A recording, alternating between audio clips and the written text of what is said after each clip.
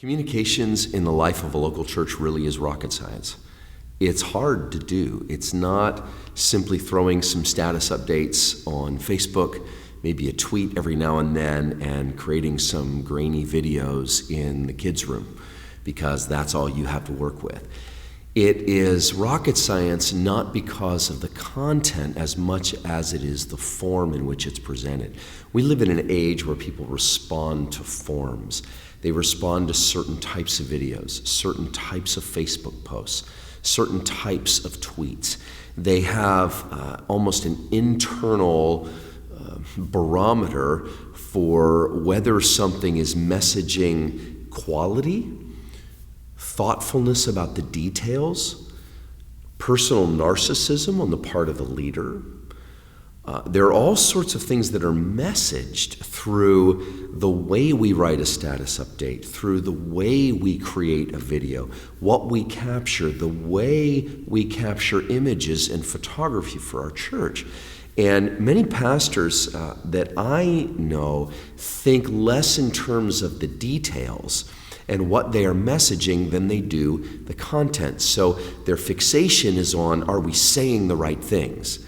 And the real fixation should also be on, are we saying the right things in the right way? Are we connecting with people? It's that old idea that if you choose to present a gift in a way that someone doesn't want to unwrap it, then they won't unwrap the gift, no matter how special it is. It's the difference between simply putting the food out on a table and putting the food out on a table nicely seasoned, presented in such a way that it's drawing you in, that it's tantalizing, it's making you want to try it and dip into it. And that's what communications are about in a local church. Everything messages. This is the thing that pastors and leaders and those who do comms for their local church need to get a hold of. Everything messages, not just what you say, but the way you say it. Not just what you video, but the way you videoed it. Not just what you take a picture of, but how you took a picture of it, how you presented it, the story that came with it. This is a day where people's eyes and ears are filled with white noise. Everything is blasting at them at the same level on Facebook, and we often don't pause to read something or look at something unless it connects with us, unless it moves us in some way. And of course, the science of these things tells us that those connection points happen within less than a second for each one of us. So we can ride on certain things like community. People will read what we write and they'll see what we put up because they have a sense of tribe. They're part of our team. They want us to succeed. They want to share things that actually make them look like they're saying something that they really believe. So when a church gives someone a quote graphic that is just generic or something that the pastor just really wanted to say, it may not be something that the person in the congregation says, wow, that's something I'd like to say too, or I would like to represent how I view something. So we're always thinking about that person who is on the other side. What are we giving them to share? What are we giving them that makes all of us succeed, that communicates a kingdom message, but also gets out images of our church that make them feel like they're part of a great community, a growing community that cares for the details. I do know this, for not only certain age groups, but for certain ilks of people, if they see something that's low quality in constant images on a website or low quality in Facebook, and I'll define what I mean by lo-fi and hi-fi, because lo-fi can be very cool. But if they're always seeing certain types of things, it's messaging to them. It's messaging to them the age of the church, the age of the leaders of that church, how that church cares for details and recognizes the importance of the visual connection in our generation. So the 20-somethings, 30-somethings, 40-somethings, even 50-somethings, we're used to a certain visual palette that we want to connect with and makes us feel like we're reading details, the story of the church, through the way an image is done. If an image created by a professional photographer looks stock, that communicates something. Wow, they're describing stock images for their website. If an image in the congregation, a picture taken that's posted on Facebook, is done by a professional photographer, so it's kind of a near focus and the background starts to blur. It feels slightly cinematic. It feels really quality, but it's capturing real life and it doesn't feel like plastic people. It feels like it's real, like it's not just staged, it's life in action. That's going to connect with people in a powerful visual way. Rather than, you can do some great phone image taking, picture taking with iPhones and Androids, but unless someone knows what they're doing, lighting, which is a huge factor in great photography, all those things will create a certain feel to those images. And while they can be useful, they may not be the ones that you want to lead with to story and narrate and used as a verb, message who your church is. And this generation just reads those things intuitively. And when they see a video, as they click the video, there's this moment that they're either going to continue watching or they're not. I would encourage you in your videos, make those introductions extremely short.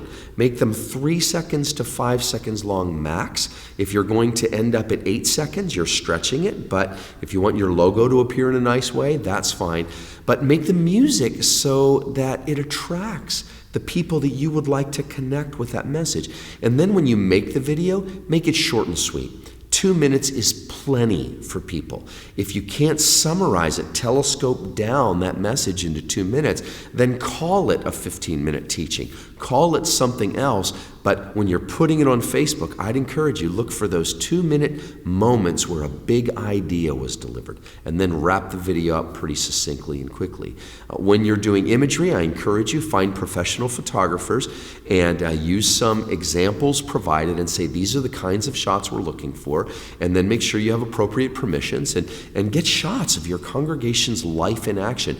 Use those well-taken, well-edited shots on your websites. Editing for a photographer is a big deal. They can make a kind of weak moment picture pop and really look great and feel like it's vibrant and full of life and not plastic or staged. Make it feel like it's a connecting story with someone. Images really do speak 1,000 words. When you're writing Facebook posts, I would encourage pastors to learn a little something from the Facebook social media marketing world.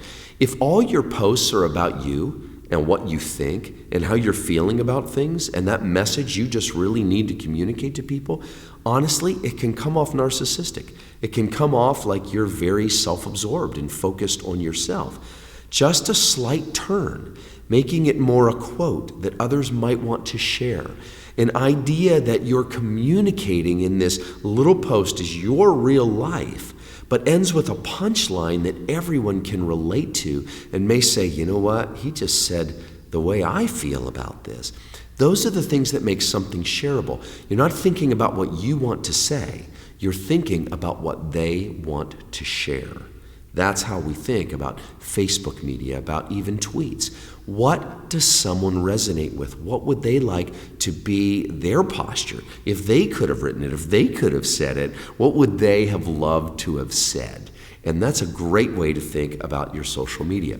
I want to encourage you to look at some social media scheduler for Twitter particularly that might be Hootsuite or another technology. You can actually create posts and schedule them even a year ahead if you want, so that every single day a tweet is going out that captures some quote, some idea that matters in your church life. And with taking, a day of investment in getting those quotes together, in getting them plugged into Hootsuite and scheduled, you can have months and months and months, or even a year of tweets going out ahead that still feel real. And then every once in a while, you can inject into those spontaneous moments. Moments that are capturing life in action at your church, so it doesn't feel like it's not human. Make sure you inject those ideas. We call it river content, which is the constantly flowing river that's going out all the time. And then we call it splash content, where you just inject something and it moves someone, it connects with them just for a moment that this is a real human being behind these tweets. I wouldn't use schedulers for Facebook because I think Facebook has some algorithms that then diminish their reach. Every once in a while, if you have a post on Facebook that you really feel needs to get out there, I encourage you to use the $5 boost, a $10 boost. It will send it out to those who like your page, but then also all of their friends as well. And you can get a lot of traction. If you're seeing that a particular post is getting some traction and it's connecting with people and many people are sharing it, I'd encourage you to boost that post. Then it reaches even farther and it's already shown you it has some connection with people. That helps people to connect not only with the quote itself, but also to come back to your page and like your page because they like the kind of thing that's coming from your world. So in video, keep it short and sweet. Keep it clear and do great quality. Lighting is everything in video. There's some great tutorials you can use for doing great video in your local church. When it comes to Facebook posts, again, you're not thinking about what you want to say only. You're thinking about what you want to say that they might want to share. And then when it comes to Twitter, I'd encourage you to use Hootsuite or some other technology as a scheduler, as river content. Get that going so it's always going out, and then splash every now and then just to show that it's human what's going on behind the scenes. So those are just a few ideas related to social media and the communications and the messaging of your church.